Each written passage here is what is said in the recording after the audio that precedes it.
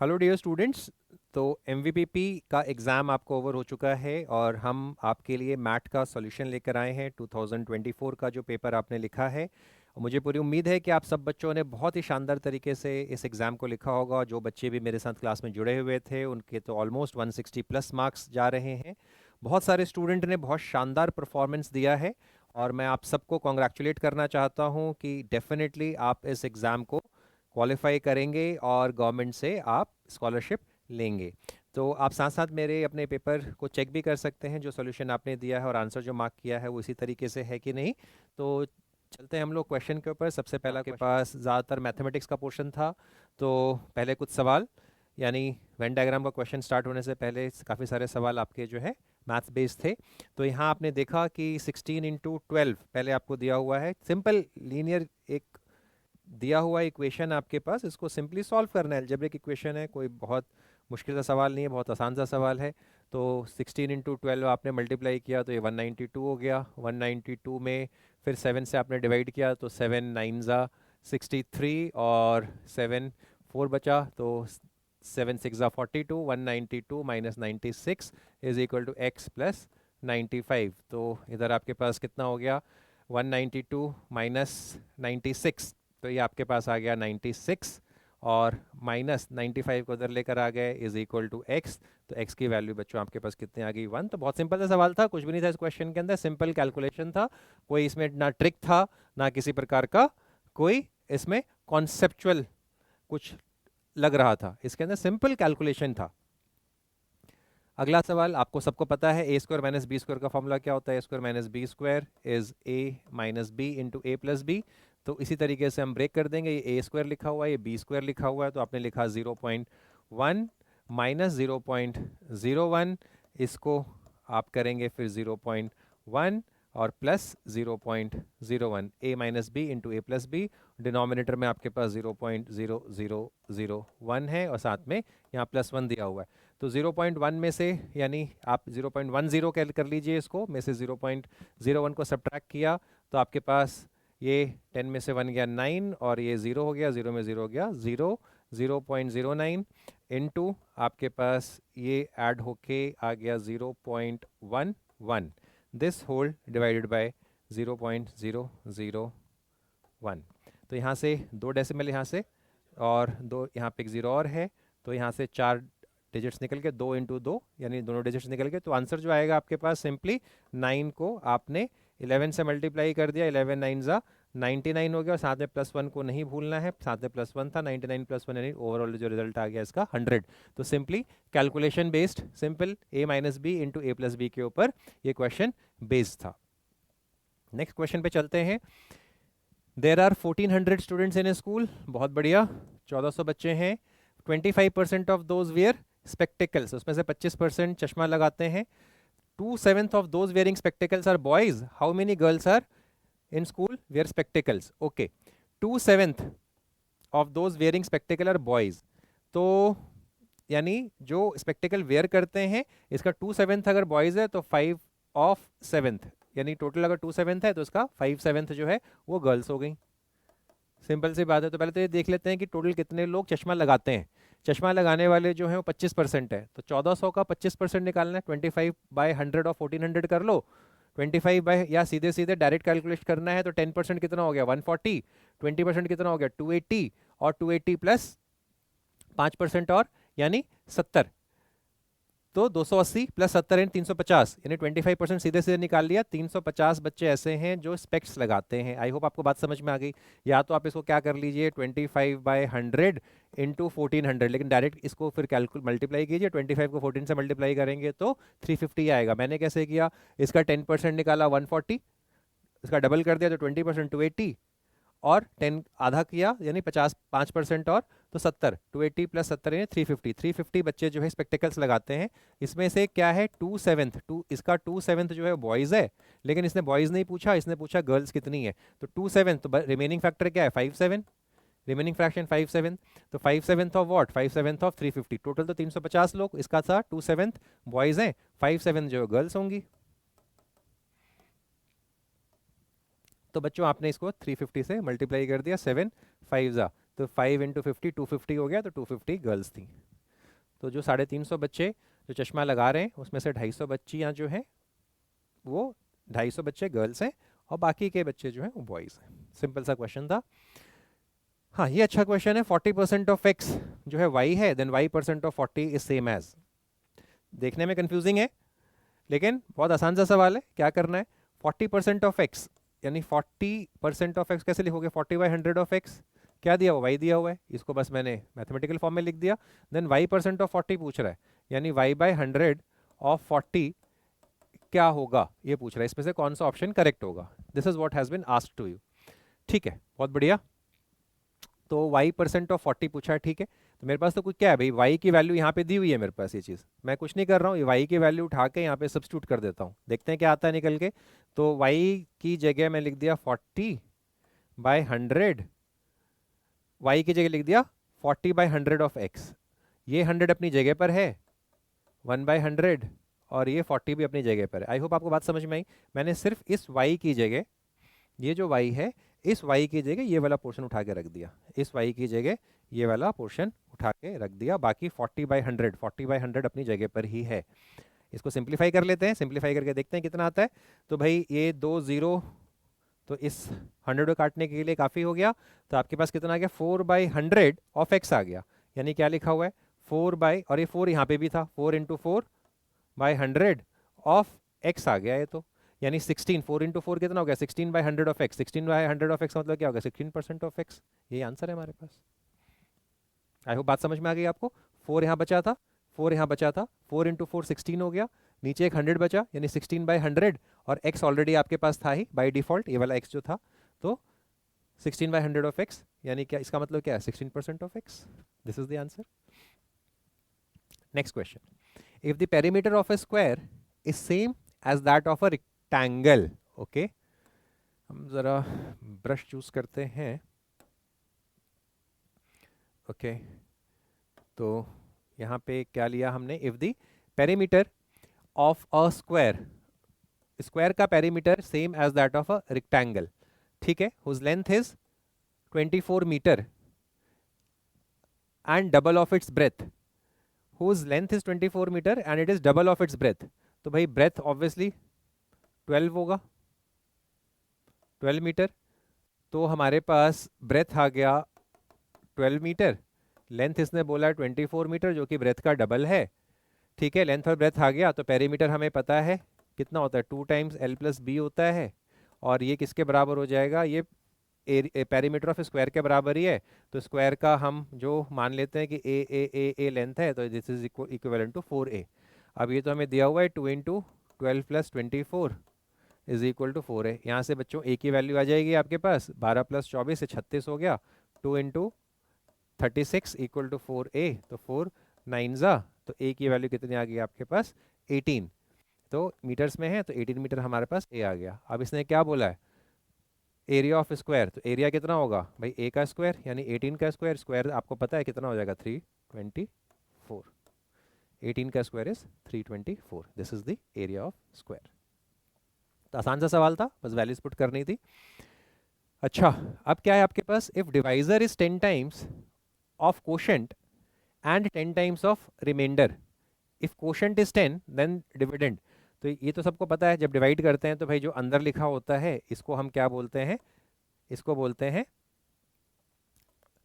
इसको क्या बोलते हैं हम लोग, यहाँ आप इससे डिवाइजर होता है, ये डिवाइजर है आपके पास, ये डिविडेंड होता है आपके पास, ये कोशेंट होता है आपके पास, और यहाँ पे जो भी रिजल्ट आता है, रिजल्ट के बाद आपके पास यहाँ पे रिमाइंडर बचता है, आपको सब पता है ये।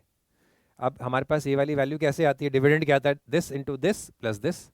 किसी को भी डिवाइड करके देख लो, 7 को अगर हमें 2 से डिवाइड करना है, 2 3 = 6, रिमाइंडर कितना बचा, 1। तो 7 की जो वैल्यू है ये कैसे आती है, 2 × 3 + 1, यानी 7 इज नथिंग बट 2 × 3 + 1। ये तो बेसिक चीज़ है लेकिन फिर भी जस्ट मैंने से बता दिया आपको।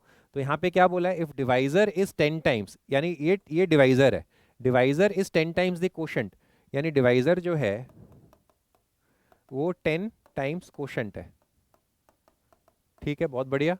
एंड 10 टाइम्स ऑफ रिमाइंडर, ये 10 टाइम्स ऑफ रिमाइंडर भी है, ये दोनों के बराबर है। इफ कोशेंट इज 10, अच्छा इसने कोशेंट की वैल्यू 10 दे दी भाई, कोशेंट अगर 10 है तो यहाँ से पता चल गया डिवाइजर की वैल्यू तो 100 आ गई। बहुत बढ़िया, डिवाइजर की वैल्यू 100 आ गई। डिवाइजर की वैल्यू 100 आ गई तो डिवाइजर अगर यहाँ पे 100 पुट करोगे तो 10 डिवाइड बाय 100, यानी रिमाइंडर की वैल्यू आ गई हमारे पास। रिमाइंडर कितना आ गया? रिमाइंडर भी 10 आ गया। यानी अब तीनों चीज़ें आ गई हमारे पास। रिमाइंडर 10 पता चल गया, डिवाइजर 100 आ गया, और कोशेंट इसने क्वेश्चन में दिया हुआ है कि कोशेंट की वैल्यू 10 है। तीन ही चीज़ें चाहिए हमें, तीनों पता चल गया। इससे क्या हम डिविडेंड पता कर सकते हैं? डिविडेंड क्या होता है? डिवाइजर को कोशेंट से मल्टीप्लाई करके रिमाइंडर में ऐड कर दो। तो डिविडेंड कितना आ गया बेटा? डिवाइजर को कोशेंट से मल्टीप्लाई किया, कोशेंट 10 है, और इसको रिमाइंडर से ऐड कर दिया 10। तो 100 इंटू 10 कितना हो गया? 100 इंटू 10 1000 हो गया, और प्लस 10 यानी 1010 हो गया। 1010 इज द आंसर। तो 1010 is the answer. Next question, a and b are two positive integers and a का पावर b आपको 125 दिया हुआ है, तो value of a minus b का power a plus b minus 4 पता करना है आपको। ठीक है, पता कर लेते हैं। जब भी ऐसा क्वेश्चन आता है आपको पता है क्या करना होता है? प्राइम फैक्टर में इसको ब्रेक करना होता है। तो भाई ये दिख रहा है कि 5 का पावर 3 लिखा हुआ है, तो इसका मतलब है अगर रिलेट करें तो a की वैल्यू आपके पास 5 आ गई और b की वैल्यू आपके पास 3 आ गई, क्योंकि a रिजेंबल प्राइम फैक्टराइजेशन में 5 के बराबर और b रिजेंबल कर रहा है 3 के साथ। तो अब यही वैल्यू यहाँ पे पुट करनी है। a की जगह 5 पुट कर दिया, b की जगह 3 पुट कर दिया, a माइनस बी आ गया। a की जगह 5, b की जगह 3 माइनस 4, 5 माइनस 3 इज 2 का पावर 8 माइनस 4 इज 4, 2 का पावर 4 कितना होता है? 16 होता है, सबको पता है। This is the correct answer, और हम आगे बढ़ेंगे। अब क्या बोल रहे हैं ना, 4 digit number 4x56, x is unknown. बहुत बढ़िया। तो the number is completely divisible by 33, then the value of x। अगर नंबर 33 से पूरी तरह डिवाइड हो जाए तो ऐसे क्वेश्चन को करने के लिए सिंपली आप ऑप्शन से चूज कर लीजिए, कुछ नहीं करना होता है। इसमें पुट कर दिए, सबसे पहले मैं इस ऑप्शन को पुट करता हूँ। 4 3 x की जगह 3 पुट किया, 5 पुट किया, 6 पुट किया, और इसको देखा कि क्या 33 से डिविजिबल है। इसी तरीके से नेक्स्ट में देखता, इसको देखता 4 4 5 6, क्या 33 से डिविजिबल है? x की जगह पुट करता 4 5 5 6, क्या ये 33 से डिविजिबल है? ऐसे ही एक बार 4 6 5 6 पुट करता है, देखता है क्या 33 से डिविजिबल है। तो हम इसको देख लेते हैं भाई। ये 11 3 ये 11 3 33, 10 बचा, 105 हो गया। तो 11 9 99, तो 105 था तो 6 बचा, 11 6 63। यस, ये तो कट गया। फर्दर देखते हैं क्या 3 से कट रहा है, तो 3 से तो कट ही रहा है। 3 1 3 3 3 2। अरे वाह, पहले ऑप्शन में आ गया, यानी 3 यही हमारा राइट आंसर है। अगर आप करके देखेंगे, इसको सॉल्व करके देखेंगे तो ये पक्का डिविजिबल नहीं हो रहा होगा, डिविजिबल नहीं हो रहा होगा। ये हमारी किस्मत थी कि पहले भी मिल गया। अगर नहीं होता, सेकंड भी करना पड़ता, थर्ड भी करना पड़ता, फोर्थ भी करना पड़ता। इसमें हार्डली आपको 30 सेकंड ज़्यादा समय लगेगा नहीं काटापीटी करने में। बहुत मुश्किल सवाल कुछ था नहीं है। नेक्स्ट क्वेश्चन पे आते हैं। The salary of a man is decreased by 50% and in the next year it is increased by 60%, then the resultant change। बहुत ही आसान टाइप का सवाल होता है, कुछ नहीं, आप हमेशा बेस फिगर को 100 मान लो, कुछ नहीं करना। Salary of a man is decrease by 50%। भाई शुरुआत के साल में 100 रुपये अगर उसकी सैलरी थी तो 50% घटा दिया, तो अब इसका सैलरी कितना रह गया? ये रिमेनिंग सैलरी है, 50 रुपये उसकी रिमेनिंग सैलरी रह गई नेक्स्ट ईयर में। और फिर इस 50 रुपये पे फिर 60% इंक्रीमेंट दे दिया। यहाँ पे क्या किया था? -50% डिक्रीज किया था, तो ये रिमेनिंग रह गया। अब क्या कर दिया? प्लस इसके ऊपर 60% बढ़ा दिया। तो भाई 50 का 60% कितना होता है? 50 का 60% 30 रुपये हो गया, 30 रुपीज़। 60 बाई 100 और 50 कर लोगे आराम से, तो 30 रुपीज़ हो गया। तो 50 में 30 और ऐड कर दिया तो कितना हो गया? इट इज सिंपल, मल्टीप्लाई कर दो, 6 5 30 रुपीज़ हो गया। तो अब कितना? अब जो सैलरी हो गई 80 रुपये हो गई। यानी इसकी शुरुआत हुई थी सैलरी 100 रुपये से, एक बार डिक्रीज किया और फिर इंक्रीज किया, तो भी उसकी सैलरी कितनी हुई? 80। यानी 80 का मतलब क्या है? ओवरऑल उसका जो इनिशियल सैलरी से कितना हुआ? उसका 20% का डिक्रीज ही हुआ। ओवरऑल उसका डिक्रीज हुआ 20% का। Next question. Okay, with an average speed of 40 kilometre per hour a train reaches the destination on time. ठीक है, if it runs with an average speed of 35 kilometre per hour, it is late by 15 minutes, the length of the total journey. ठीक है, बोल रहा है कि भाई कहीं ए से लेके बी तक जाने में अगर 40 की स्पीड से चलता है कोई ट्रेन, तो ये अपने जर्नी को जितना समय में कवर करता है कर लेता है, अपने टाइम पे कवर करता है। लेकिन यही जर्नी अगर वो 35 किलोमीटर पर आवर की, यानी अगर अपनी स्पीड स्लो कर लेता है, तो वो 15 मिनट लेट हो जाता है। कितना मिनट लेट हो जाता है? 15 मिनट का लेट हो जाता है। 15 मिनट लेट हो जाता है। अगर स्पीड स्लो करेगा तो ऑब्वियसली लेट होगा। तो भाई यहाँ पे टाइम के टर्म्स में दिया हुआ है, तो हम इक्वेशन को टाइम के टर्म्स में बनाने की कोशिश करेंगे। स्पीड हमें पता है डिस्टेंस अपॉन टाइम होता है, तो टाइम की वैल्यू कितनी होगी, डिस्टेंस अपॉन स्पीड हो गई, हमें पता चल गया टाइम। अब इसने बोला कि भाई अगर डिस्टेंस तो बराबर ही है, इनिशियल डिस्टेंस में x मान लेता हूँ। अब इस डिस्टेंस को 40 की स्पीड से चल रहा है, तो उसने टाइम कितना लिया, उसने टाइम t1 लिया होगा। अब क्या किया, x डिस्टेंस जो है वो 35 की स्पीड से चल रहा है, तो उसने टाइम कितना लिया होगा, भाई उसने टाइम t2 लिया होगा। अभी टाइम t1 तो बिल्कुल सही परफेक्ट टाइम था, लेकिन टाइम t2 क्या हो गया, t1 से 15 मिनट ज़्यादा हो गया। यानी क्या कह लो कि t2 माइनस t1 करूंगा, क्योंकि ये धीरे स्पीड चल रहा है, यहाँ ज़्यादा टाइम ले रहा है, this is more time and this is less time, इसके मुकाबले लेस टाइम, ये अपने फिक्स टाइम पे चल रहा है। तो यहाँ पे क्या हो गया, बेसिकली t2 माइनस t1 करने से हमारे पास 15 मिनट्स, सारा किलोमीटर पर आवर में है, तो 15 मिनट्स को डिवाइड 15/60 करेंगे तो आपके पास कितना आ जाएगा, 1/4 आवर आ जाएगा। ये आ गया, दिस इज द इक्वेशन, बस इसको सॉल्व कर लेना है। यानी x/35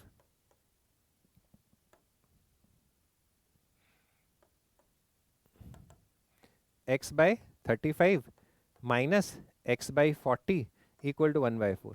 मेरे ख्याल से कर लोगे अब आगे, कुछ मुश्किल नहीं है। एलसीएम ले लिया, 40x माइनस 35x, यहाँ से 40 इधर मल्टीप्लाई कर दिया, 35 इधर मल्टीप्लाई कर दिया, 40 माइनस 35 5x, और नीचे हो गया भाई 35 इंटू 40 इक्वल टू 1/4।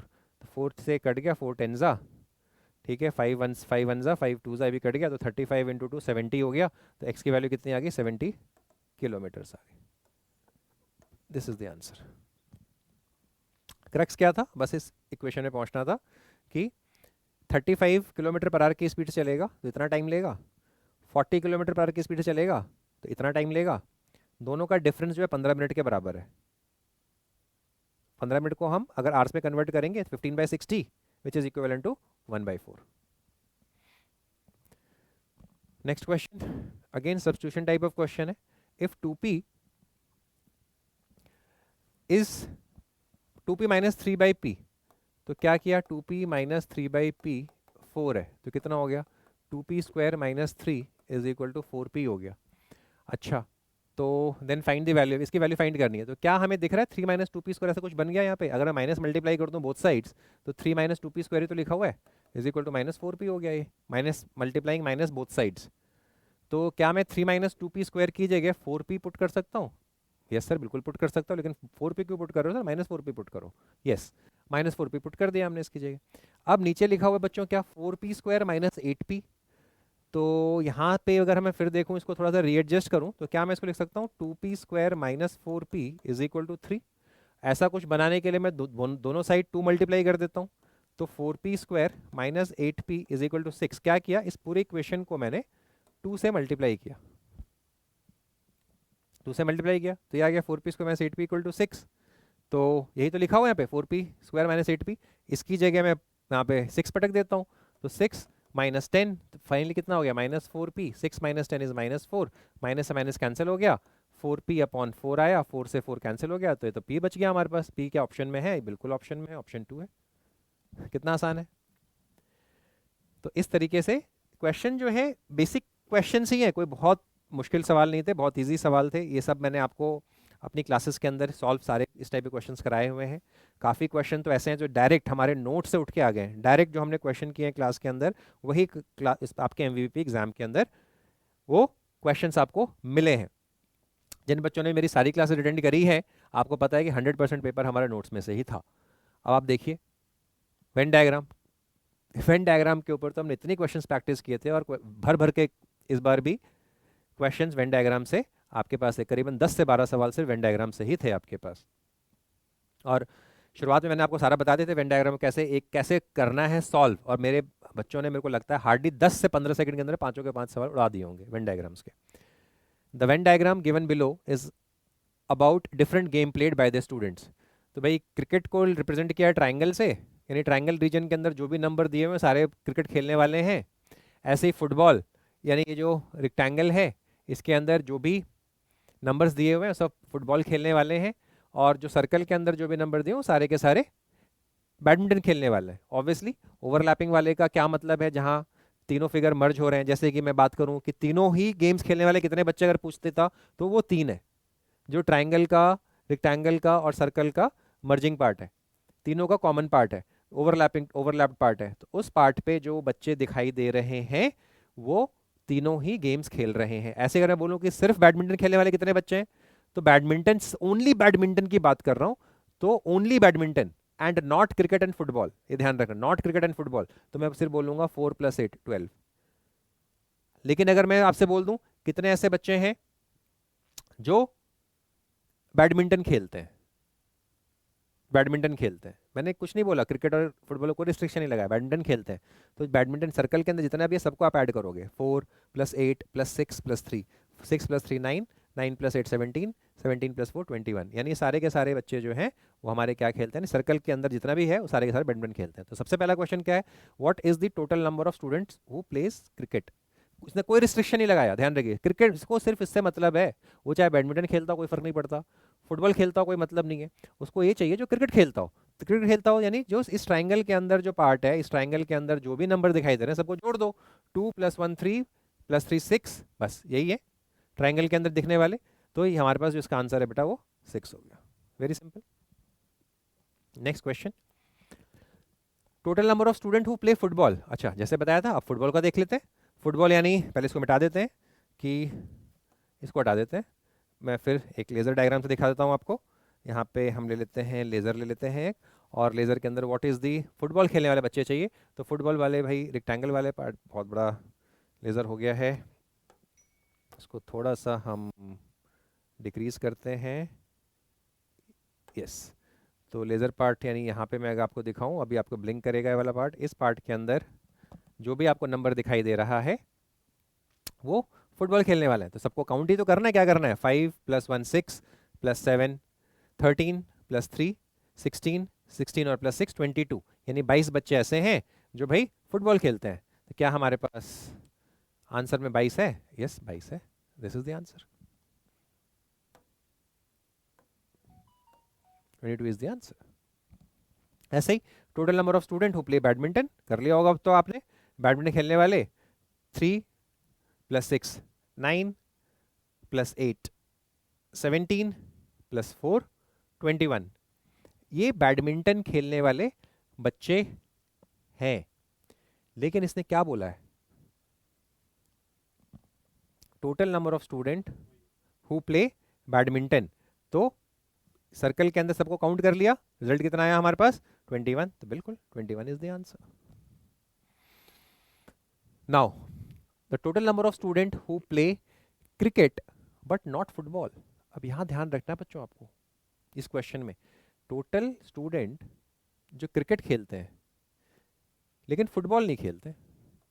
अच्छा इसने क्या बैडमिंटन पे रिस्ट्रिक्शन लगाया, नहीं लगाया, बैडमिंटन वाले काउंट कर सकते हो आप। Total number of student who play cricket but not football, देखते हैं, क्रिकेट बट नॉट फुटबॉल, तो भाई क्रिकेट वाले तो ये कहानी है, लेकिन वो फुटबॉल नहीं खेलना चाहिए, तो क्रिकेट खेलने वाला भाई ये 2 बच्चा है जो सिर्फ क्रिकेट खेल रहा है बट नॉट फुटबॉल। अच्छा बैडमिंटन के साथ तो इसका, लेकिन ये 3 जो है ये फुटबॉल के साथ ही मर्जिंग है, और फुटबॉल वाला नहीं चाहिए था, तो इसलिए हम इस 3 को भी काउंट नहीं करेंगे, इस 1 को भी काउंट नहीं करेंगे, इस 7 को भी काउंट नहीं करेंगे। 7 तो वैसे भी ट्राइंगल के बाहर था, ट्राइंगल के अंदर 3 नंबर है, 2 है, 1 है और 3 है, क्या हम 2 को काउंट करेंगे, बिल्कुल काउंट करेंगे। क्या इस 1 को काउंट करेंगे, ये फुटबॉल के साथ मर्ज हो गया ना, क्योंकि रेक्टेंगल के अंदर है, 1 को काउंट नहीं करेंगे। ये 3 भी जो है वो फुटबॉल यानी इस रेक्टेंगल के अंदर है, इसको भी काउंट नहीं करेंगे, तो आंसर हमारे पास 2 ही है, यस 2 इज द आंसर। अब देखो अगला क्या है, the total number of students who play football but do not play badminton. Football खेलता है लेकिन बैडमिंटन नहीं खेलता है, ठीक है, फिर से हम इसको साफ करते हैं। पहले फुटबॉल खेलता है मगर बैडमिंटन नहीं खेलता, भाई उसको क्रिकेट से कोई दिक्कत नहीं है, फुटबॉल खेल रहा है, फुटबॉल खेलना चाहिए, क्रिकेट खेले नहीं खेले कोई फर्क नहीं पड़ता, क्रिकेट खेलेगा भी तो कोई दिक्कत नहीं है, बैडमिंटन से एलर्जी है, बैडमिंटन नहीं खेलना चाहिए, वैसे लोगों को काउंट करना है। तो भाई पहले तो हम फुटबॉल वाले को घेर लेते हैं, फुटबॉल वाला ही है, इस घेरे के अंदर कौन कौन नंबर है देखो, इस घेरे के अंदर हमारे पास 1 है, 7 है, 3 है, 5 है, 6 है, क्योंकि फुटबॉल तो खेलना ही खेलना है, बाहर वाले से वैसे ही मतलब नहीं है। अब इसमें ये देखो, क्या मैं 1 को काउंट करूंगा, बिल्कुल काउंट करूंगा। 1 को क्यों काउंट करूंगा? क्योंकि भाई ये फुटबॉल खेल रहा है और क्रिकेट खेल रहा है, लेकिन बैडमिंटन नहीं खेलता है ये। फुटबॉल खेल रहा है, क्रिकेट खेल रहा है, उसको क्रिकेट खेलने वाले से कोई एलर्जी नहीं है। सिर्फ बैडमिंटन नहीं खेलना चाहिए लेकिन उसे बोला क्या है, फुटबॉल खेलना चाहिए, बैडमिंटन नहीं खेलना चाहिए। तो बाय डिफॉल्ट है कि क्रिकेट से कोई प्रॉब्लम नहीं है उसको, ये ध्यान रखनी, बाय डिफॉल्ट अपने आप लेना है, क्रिकेट से कोई प्रॉब्लम नहीं है। ठीक है, तो 1 लेंगे। अच्छा, क्या हम 7 लेंगे? बिल्कुल 7 लेंगे, क्योंकि बैडमिंटन नहीं खेल रहा है भाई, ये तो फुटबॉल ही खेल रहा है, इसको तो ये तो क्रिकेट भी नहीं खेल रहा 7। क्या 5 लेंगे? बिल्कुल 5 लेंगे। क्या 3 लेंगे? क्योंकि 3 तीनों खेल रहा है, बैडमिंटन खेलने वाला भी है 3, इसलिए 3 को नहीं लेंगे। 6, क्या 6 लेंगे? ये बैडमिंटन खेलता है भाई, बिल्कुल नहीं लेंगे, तो बहुत नालायक है। तो कितना हो गया? 1 + 5, 6 और +7 यानी 13 ऐसे स्टूडेंट्स हैं जो हमारे इस क्राइटेरिया को फुलफिल कर रहे हैं। तो ये हमारे पास 13 हो गए। This is the answer. ठीक है, तो अब नेक्स्ट पार्ट में अगले फिर हम 15 क्वेश्चन और लेकर आएंगे और ऐसे ही करके पूरा 100 क्वेश्चन हम सॉल्व करते हुए चले जाएंगे।